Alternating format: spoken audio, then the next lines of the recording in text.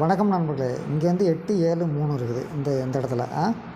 இப்போது நமக்கு வந்து இவங்க வந்து பிசி வந்து பாஸ் பண்ணுவாங்க, ஏ வந்து பாஸ் பண்ண மாட்டாங்க. அப்போனா 2 போர்டு தான் இருக்கும். 2 போர்டு இருக்கும்போது இந்த நம்ம 0 கணக்கெடுத்தோம்ல, 0 வந்து பி போர்டில் வந்து பாஸ் ஆகிறதுக்கு வாய்ப்பு இருக்குது. சரிங்களா?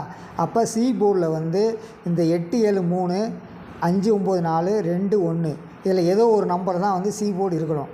பெரும்பாலும் வந்து இந்த சைடில் இருக்கிற நம்பர் வச்சிருக்க மாட்டாங்க. இந்த 3 இருக்காது, 1 இருக்காது, 4 இருக்காது.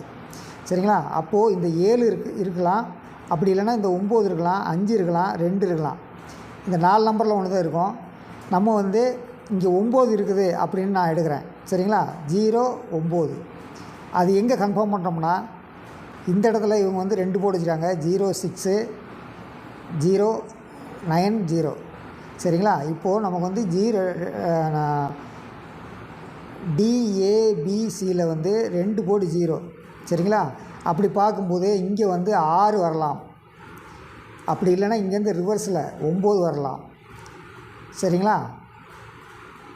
அடுத்த கணக்குப்படி இங்கே 0 இருக்குது, இங்கே 9 இருக்குது. 2 போர்டு டைரெக்டாக பாஸ் பண்ணலாம். பிசியில் வந்து 0 9 வந்து பாஸ் பண்ணலாம். 0 9 இருக்குது. இவங்க வந்து 709 பாஸ் ஆகும்னு சொல்கிறாங்க, பார்க்கலாம். இங்கே வந்து 0 வந்து பி போர்டில் டைரெக்டாக பாஸ் ஆகும், இந்த 9 வந்து சி போர்டில் பாஸ் ஆகும்.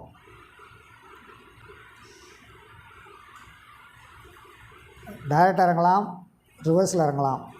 இங்கே 0 இறங்கலாம், இங்கே 0 இறங்கலாம். 2 நம்பர் இருக்க வாய்ப்பு இருக்குது. 0 6 0 இன்னொரு நம்பரு. எப்படி பார்த்தாலும் இந்த 60 மேட்ச் பண்ண போகிறாங்க.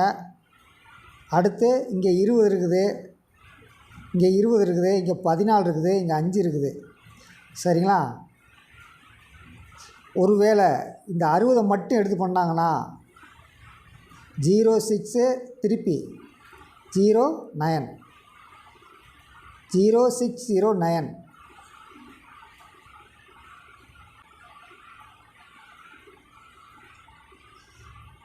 டிஏபிசி 0 6 0 9. நம்ம கணிப்பில் வர்றது 0 6 0 9.